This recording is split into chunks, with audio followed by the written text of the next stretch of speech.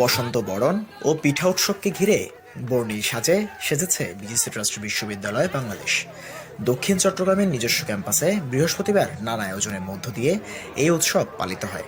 এদিন সকালে অনুষ্ঠানের উদ্বোধন করেন বিশ্ববিদ্যালয়ের উপাচার্য প্রফেসর ডক্টর এএফএম আওরঙ্গজেব। এই সময় উপস্থিত ছিলেন চট্টগ্রাম বিশ্ববিদ্যালয়ের আইন অনুষদের সাবেক dean professor ABM Abu Noman এবং registrar doctor S M Shoaib সহ অন্যান্য অতিথিবৃন্দ।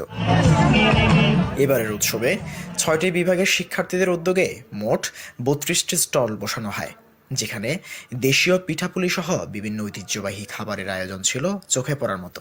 নাচ, গান, আবৃত্তি ও নাটকের পরিবেশনার মধ্য দিয়ে অনুষ্ঠানে ভিন্ন মাত্রা যোগ করে।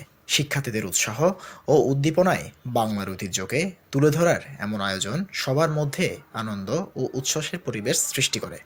ডেস্ক রিপোর্ট, জ্যাক্স, বিজিসি ট্রাস্ট ইউনিভার্সিটি, বাংলাদেশ।